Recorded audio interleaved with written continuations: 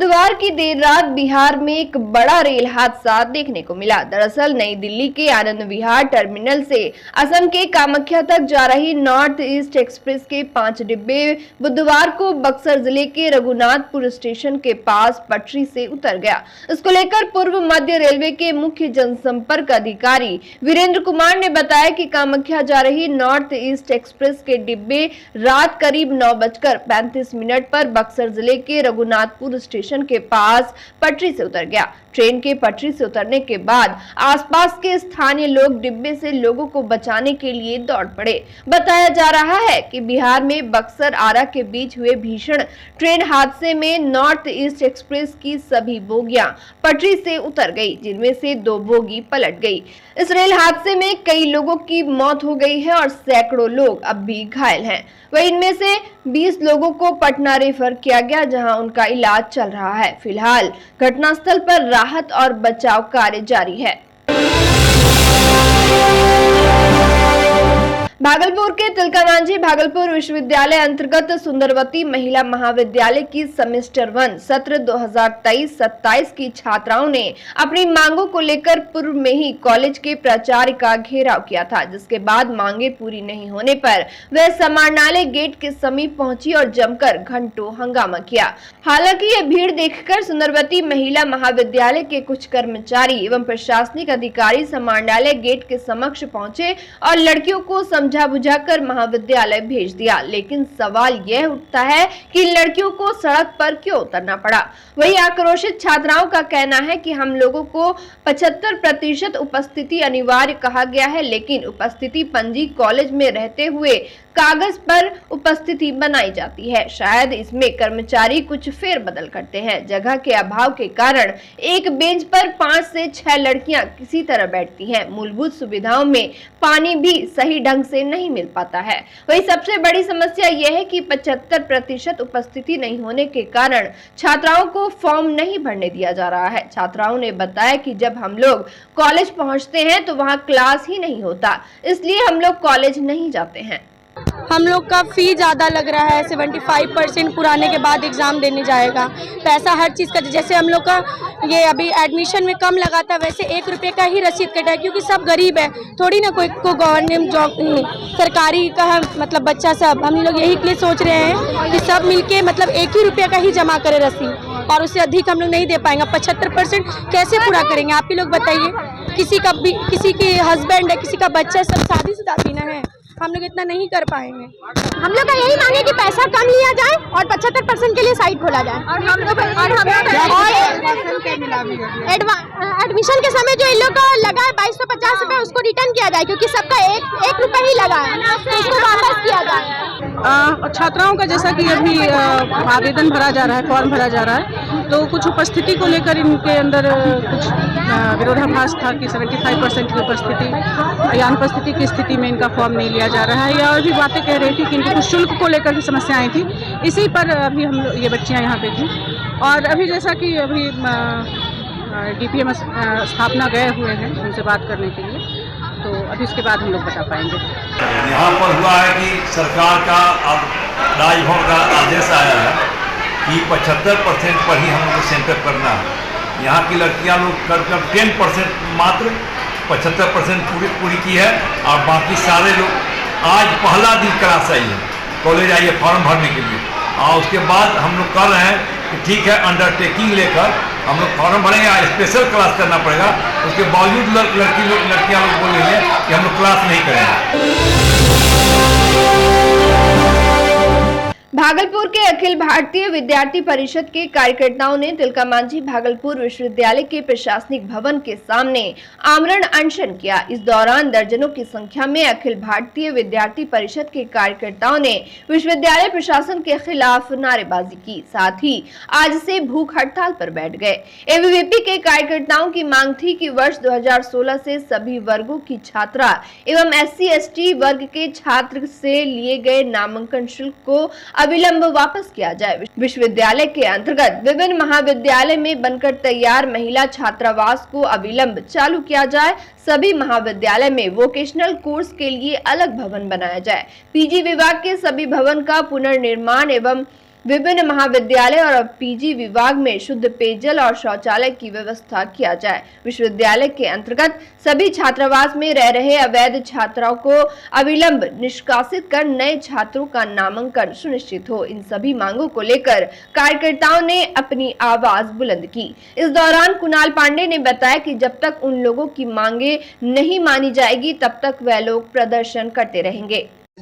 हम लोग जो है कई बार विश्वविद्यालय को अपने प्रमुख मांगों को लेकर हम लोग ज्ञापन देते रहे, लेकिन विश्वविद्यालय कभी उस पर जो है एक्शन नहीं लिया। एक्शन भी विश्वविद्यालय से हुआ तो उनका पता नहीं, यहाँ से तो आदेश हो जाता था लेकिन विश्वविद्यालय के किसी कॉलेज में किसी विभाग में वो आदेश नहीं जाता था। आज आप जैसे देखेंगे SC ST छात्र एवं सभी वर्गों की छात्राओं का 2016 से निःशुल्क नामांकन की व्यवस्था है, लेकिन इस विश्वविद्यालय में उनका शुल्क लिया जाता है, उनके पैसे का बंदरबाट किया जाता है। आज 27 करोड़ रुपया विश्वविद्यालय को आ चुका है छात्राओं को पैसा लौटाने के लिए, लेकिन विश्वविद्यालय इसमें नाकाम रही है। आज आप देखेंगे कॉलेज की स्थिति को आप देखेंगे तो जर्जर स्थिति है। मारवाड़ी कॉलेज की घटना है, पिछले दिनों की SM कॉलेज की छात्रा एग्जाम दे रही थी और वहां एक छोटा सा चट्टान गिरकर उनके माथे पर लगा और उनकी जो है वो मतलब चोटिल हो गई। तो क्या ये विश्वविद्यालय की नैतिक जिम्मेदारी नहीं है क्या उसको ठीक कराना? तो इसको लेकर ऐसे प्रमुख मांगों को लेकर हम लोग आंदोलन कर रहे हैं, हम लोग करते रहे लेकिन उसको नहीं सुना गया। तो अब आमरण अनशन, जब तक हमारे मांगों को नहीं माना जाएगा तब तक हम बैठे रहेंगे। बच्चा जब जन्म लेता है तो कई बार बच्चा तुरंत नहीं रोता है, रोने में देर हो जाता है। ऐसे में बच्चा क्षतिग्रस्त हो जाता है और उसके बचने की संभावना कम हो जाती है, और यदि बचा तो भविष्य में उसमें विकलांगता की समस्या आती है जिसे CP कहते हैं, जिसका कोई माकूल इलाज नहीं है और ज़िंदगी भर बच्चा विकलांगता से जूझ सकता है। ऐसे में पूरे संसार में कूलिंग थेरेपी का सहारा लिया जाता है। जन्म से ठीक 6 घंटा के अंदर यदि उसको कूलिंग थेरेपी दिया जाए तो उससे उसका CP की समस्या कम होती है और बचने की भी संभावना बढ़ती है। पहली बार बिहार झारखंड में आपके शहर के स्नेह नवजात शिशु बाल सेवा केंद्र में यह मशीन उपलब्ध है। कभी भी ऐसी बात हो कि बच्चा रोने में विलम्ब हो गया तो आप स्नेह नवजात शिशु बाल सेवा केंद्र में जरूर संपर्क करें।